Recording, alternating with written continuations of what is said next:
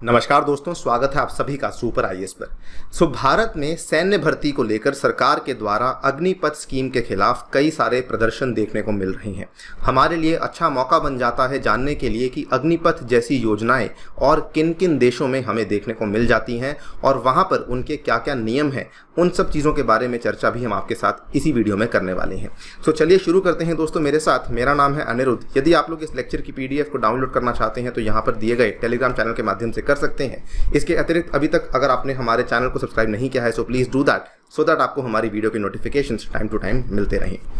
All right, बता दें कि दुनिया भर में 30 से ज़्यादा देश ऐसे हैं जहां किसी न किसी तरह से टूर ऑफ ड्यूटी को लागू कर रखा है। दोस्तों, अग्निपथ योजना को टूर ऑफ ड्यूटी भी कहा जाता है, यानी कि आप एक ड्यूटी का टूर करेंगे, उसके बाद जो है आपको सर्विस से निकाल दिया जाएगा।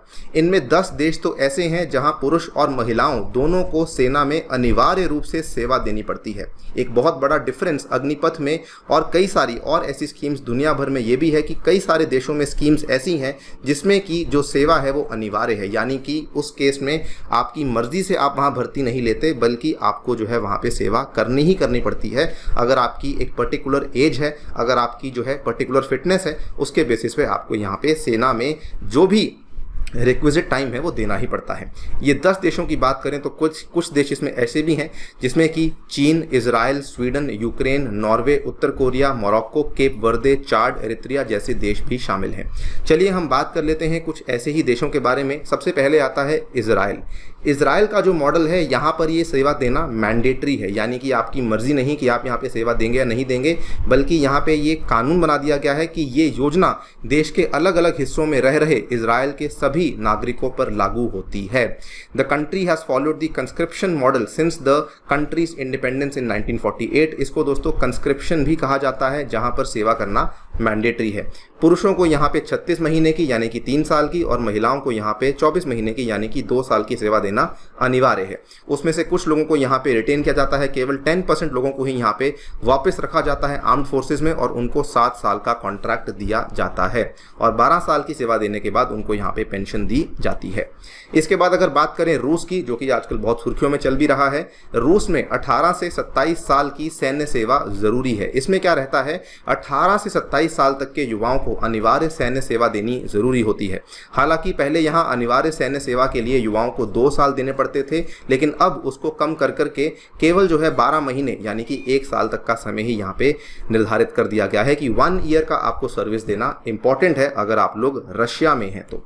इसके बाद ब्रिटेन की बात करें, जो कि अगेन वेस्टर्न कंट्री है, काफ़ी एडवांस्ड कंट्री है, इनकी आर्मी भी काफ़ी एडवांस्ड है। इसमें भी साथियों आर्मी, नेवी और एयरफोर्स के लिए अलग अलग यहाँ पे सीमा तहत करी गई है। आर्मी, नेवी और एयरफोर्स के लिए ब्रिटेन में अलग अलग टूर ऑफ ड्यूटी की सीमा तय करी गई है। आर्मी में 18 साल के ऊपर के सभी नौजवानों को 4 साल के लिए टूर ऑफ ड्यूटी करनी पड़ती है, यानी कि अगर आप 18 साल से ऊपर हैं उस केस में आपको ये करना ही करना पड़ेगा। वहीं 18 साल से पहले भर्ती होने वाले युवाओं को 22वें जन्मदिन तक टूर ऑफ ड्यूटी करनी पड़ती है। अगर 18 से पहले भर्ती हो गए तो 22 तक करेंगे, अगर 18 के बाद हो रहे हैं तो उस केस में आपको जो है 4 साल तक की ड्यूटी करनी अनिवार्य है। ब्राज़ील की बात करें, अगेन ये भी एक वेस्टर्न कंट्री है। 18 साल के ऊपर के लिए मिलिट्री सेवा ज़रूरी है, यानी कि यहाँ पर भी मैंडेटरी है, आपकी मर्जी नहीं चलेगी, आपको करना ही पड़ेगा। ब्राज़ील में 18 साल से अधिक की उम्र के लिए मिलिट्री सेवा ज़रूरी है। ये 1 साल के लिए होता है। 18 साल की उम्र पूरी होते ही ये हर पुरुष नागरिक पर लागू होता है, यानी कि केवल पुरुषों को यहाँ पर एनरोल करना पड़ता है। सिर्फ स्वास्थ्य कारणों के आधार पर लोगों को छूट मिल सकती है। अगर आप यूनिवर्सिटी में पढ़ रहे हैं तो सेवा टाली जा सकती है, लेकिन इसे रद्द नहीं किया जा सकता। यानी कि मान लीजिए आप कोई कोर्स कर रहे हैं, कोई वोकेशनल कोर्स कर रहे हैं या फिर कोई पढ़ाई का कोर्स कर रहे हैं, सेवा को टाल सकते हैं लेकिन रद्द नहीं कर सकते।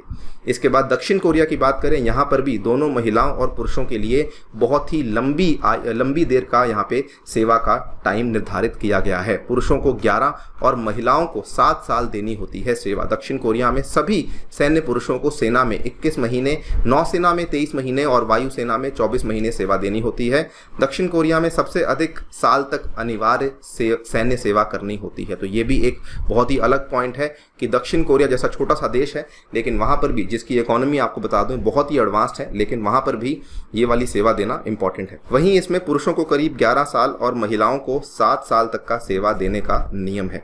सो कुल मिला के टोटल जो सेवा यहाँ पे पुरुषों को देनी पड़ती है वो 11 साल की है, महिलाओं को 7 साल तक की सेवा देनी अनिवार्य है।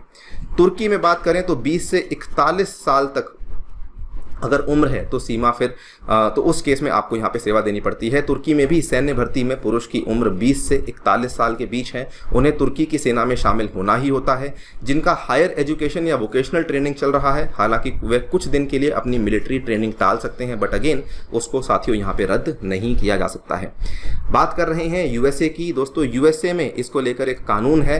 कानून के अनुसार 18 से 25 वर्ष की आयु के सभी पुरुष अमेरिकी नागरिकों को सशस्त्र बलों में चयनात्मक सेवा के लिए पंजीकरण करना आवश्यक है, ताकि ज़रूरत पड़ने पर एक मसौदा आसानी से तैयार किया जा सके। यानी कि अगर ज़रूरत आन पड़ती है तो उस केस में अगर हमें भारी मात्रा में यहाँ पे ट्रूप्स चाहिए तो उस केस में हमारे पास अवेलेबल हो। जबकि आप देखें यूएसए की जो स्टैंडिंग आर्मी है वो दुनिया में 3रे स्थान पर है, लेकिन फिर भी यूएसए इस प्रकार का कोई भी रिस्क यहाँ पे लेने के लिए तैयार नहीं है।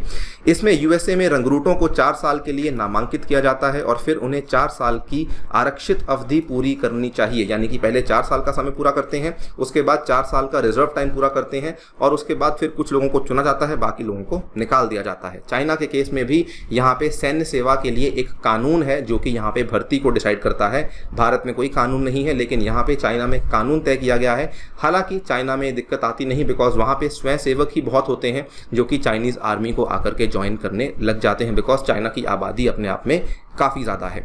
18 से 22 वर्ष की आयु के लोगों को 24 महीने की अवधि के लिए चयनात्मक अनिवार्य सैन्य सेवा में शामिल किया जाता है। लेकिन अगेन ये कोई ज़रूरी नहीं कि अगर कोई यहाँ पे 2 साल की सेवा कर रहा है तो उसको उसके बाद कुछ टाइम के लिए रखा ही जाएगा। इस चीज़ की गारंटी यहाँ पे चाइना का कानून नहीं देता है। कोई यहाँ पे गारंटी नहीं कि आप कल को पीपल्स लिबरेशन ऑफ आर्मी का हिस्सा बनेंगे ही बनेंगे।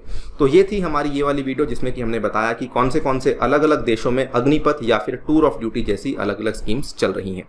इसी के साथ इस वीडियो को करता हूँ समाप्त। जाने से पहले बताना चाहूँगा, अगर आप टेक्स्ट बुक के माध्यम से अपनी यूपीएससी की तैयारी को आगे बढ़ाना चाहते हैं, टेक्स्ट बुक आपके लिए इंडिया के बेस्ट यूपीएससी इंस्टीट्यूट्स लेकर आया है, जिनसे पढ़ने के लिए आपको पे करनी होगी एक single subscription cost, that is 30,000 rupees per annum, जिसमें अगेन आप लोग 20% का डिस्काउंट ले पाएंगे अगर आप लोग मेरा कोड A2SIR इस्तेमाल करते हैं।